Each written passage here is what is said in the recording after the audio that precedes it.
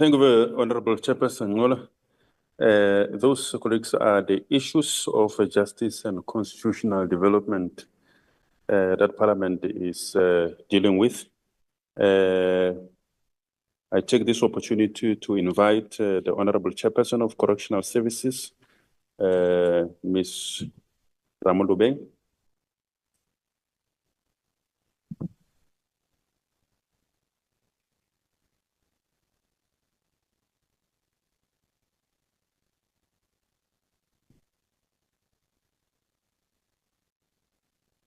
Good morning to all media houses, all stakeholders that are present here.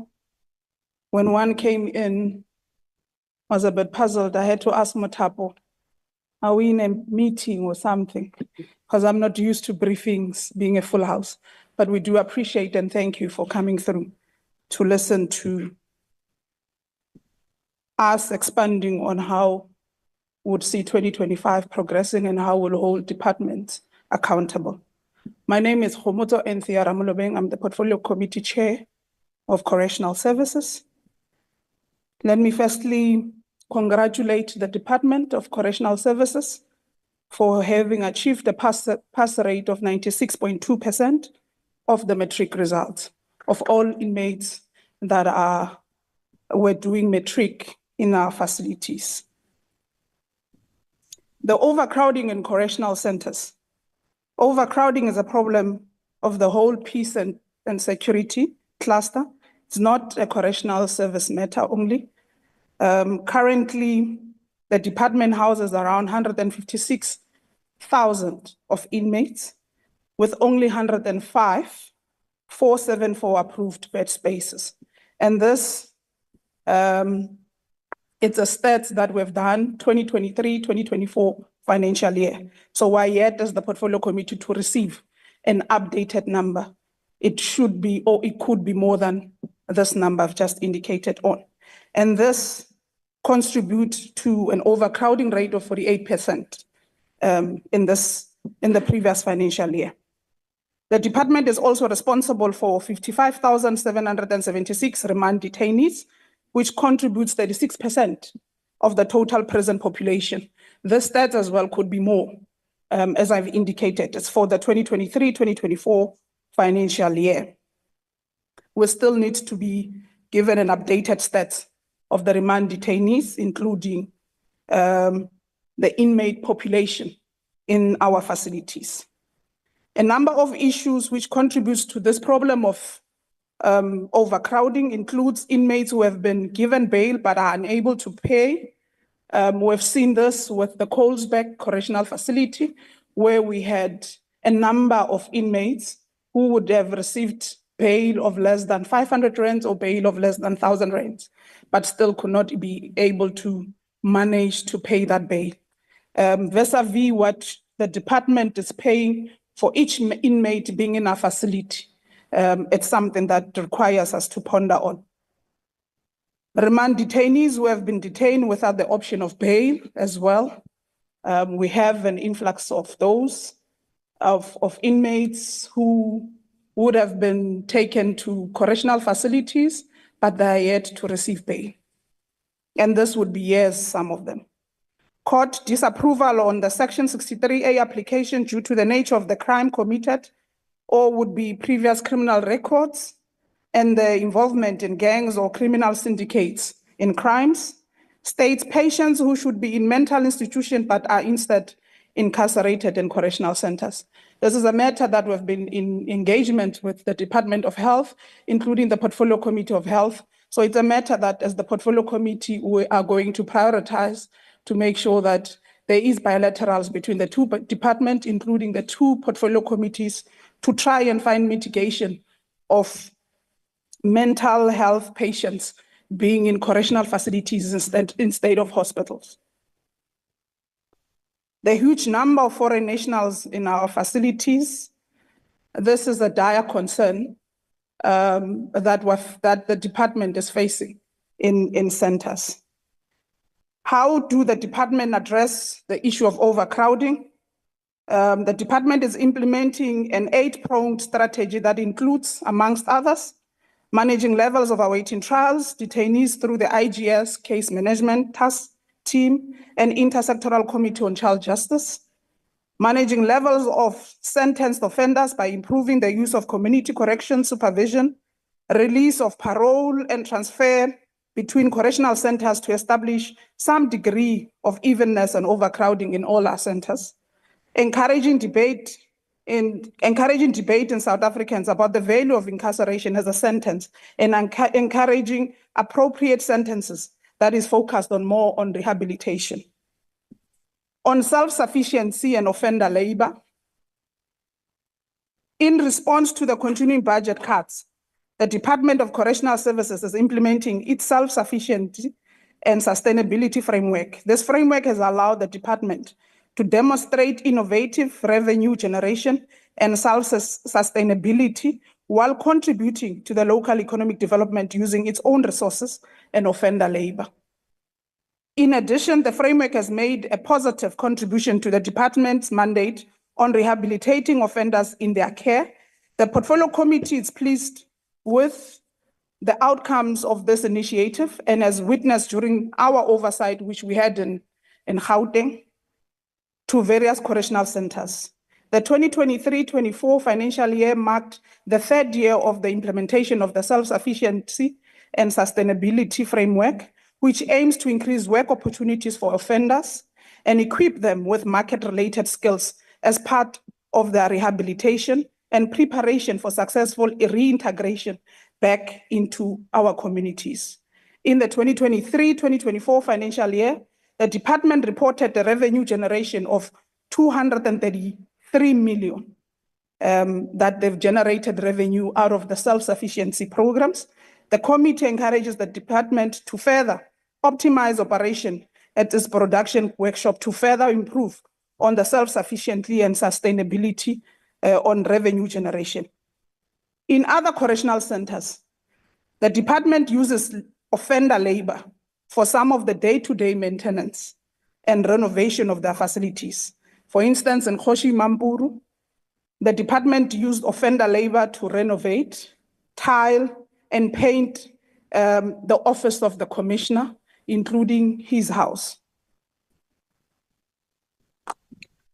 For non-national offenders, at the end of March 2024, the department incarcerated 22,612 foreign national inmates, 690 of whom are serving life sentences. The department spends just under 500 per day per offender in all correctional facilities. And this stats as well, it's yet to be updated. It's a 2024 one, which we have received as the Portfolio Committee last year. We're yet to receive a new updated stats, so the numbers could be more. In October, the committee undertook an oversight visit in Gauteng. Those who were part of the oversight would have known, and those would have heard on radio stations, that we did a number of correctional facilities in Gauteng.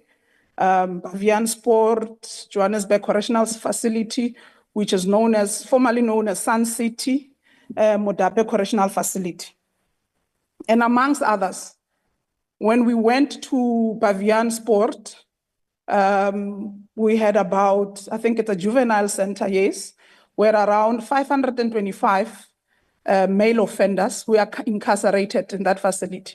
Out of the 525, 400 are foreign nationals. So only 125 were South Africans, male offenders. It's a youth correctional facility. The committee also found 2,912 foreign national inmates in Modape Correctional Facility. While we were in Kgoshi Mampuru Correctional Facility, there were 2,394 foreign nationals. And in Johannesburg Correctional Facility, which is formerly known as Sun City, we have found 4,709 foreign national inmates. This was an oversight that we did last year in October, so the numbers could increase or decrease as of now. On issues of contraband flooding into correctional centers is a serious concern, particularly as the number of investigations and the number of officials disciplined does not correlate to one another. With the amount of contrabands found in each management areas or in facilities, for instance, in the Johannesburg management area, 1,393 cell phones were confiscated between July and September 2024, but only 48 formal disciplinary process or cases have been registered, 84 investigations conducted, and 25 suspensions being implemented. In Khosi Mampuru, 1,700 cell phones were confiscated as well. And they were found between April and September 2024. While in Lokop, 63 cell phones were found between May and July. Like I indicated, these are stats of last year, and these are stats that we found when we did our oversight visit in Gauteng last year in October. So the numbers, based on the rates that the portfolio committee would have encouraged the department to continue with, so the numbers could add more in confiscated contrabands, or it might be less if there were stringent measures that have been put by the department to mitigate smuggling of contrabands. But we're yet to get an updated plan on the department on how they're going to mitigate smuggling of contrabands when we meet or pursue our program as the portfolio committee. We have a planned oversight as the portfolio committee on the 24th to the 28th of February. Our target for the oversight would be KwaZulu-Natal. I would not be able to give you, like how Honorable Ngola would have given you, the targets of which areas would go for oversight in KZN, which facilities we're going to meet. We do have a plan. I believe in unannounced visit. Hence, will not be able to disclose, because if we do disclose here, the department is going to prepare for us. And when it prepares for us, we're unable to get the raw of things that are currently happening in our facility. We did an unannounced visit last year in one of the centers in Gauteng, which is in Bosberg. What we found was a good facility that is well run, but those would have not done an unannounced. For instance, Modape, there was a collapse of systems, which we had requested that there must be consequence management and more systems be put in that facility. We have a kitchen that was not running, so meaning Bosberg facility, the kitchen was done in Modape's kitchen was non-functional. No one, it was bad in such an instance that it was closed down. So cooking process of inmates was done in Bosberg. So Bosberg facility will be the one that is responsible to make sure that they cook for inmates of Modape and ferry the food there. So we're yet to also go back and get a proper report regarding Bovian Sport Kitchen and Modape on how far the department is. This falls under infrastructural matters that the department is yet to appear before the portfolio committee and be able to take us through on all of those. Infrastructure is a challenge to all across department. It's not only the correctional service that has a problem with infrastructure, but we have encouraged the department that it must use offender labor to deal with day-to-day. And so far out of that, a lot of things are in progress because we can't be reliant on the Department of Public Works. It has not yet produced what we require in departments, and this is based on the Bavian Sport Kitchen. There has been a service provider appointed by Public Works, but upon receiving the kitchen on completion, it was a total different story. No one can be, even the health service will not allow you to be able to cook anyone's food in that kitchen. So therefore, we have encouraged the department to find other measures or find other ways to be able to deal with infrastructural problems or issues that emanate in correctional facilities outside being reliant to Public Works. So as I indicated, the planned oversight visit will be between the 24th and the 28th of February. It will be in KZN, but facilities that are identified will not yet be disclosed until we have agreed which facilities will be doing unannounced and which ones will be doing the normal visit where the department equally knows. Until such time, the team that is led by Mava and Raja will communicate to all media houses on the ones that is not unannounced. On the unannounced ones, I don't know how we're going to work around it, but you will eventually know. But one of the reasons we're doing unannounced is that we need to get a real depth of what's happening in correctional facilities outside being reliant on reports that we get in the portfolio committee. And I want to reiterate this. The plan program of this year in the portfolio committee, it will try to get all plans, all action plans that the departments needs to adhere to, that they've not been doing. And there would be accountability to the portfolio committee as per seen as last year. We had encountered some few hiccups or issues last year with the minister refusing to take accountability to the portfolio committee. But we are putting our foot down this year that there will be accountability. And if matters needs to be escalated to the speaker and the president, we would do so as the portfolio committee. I thank you.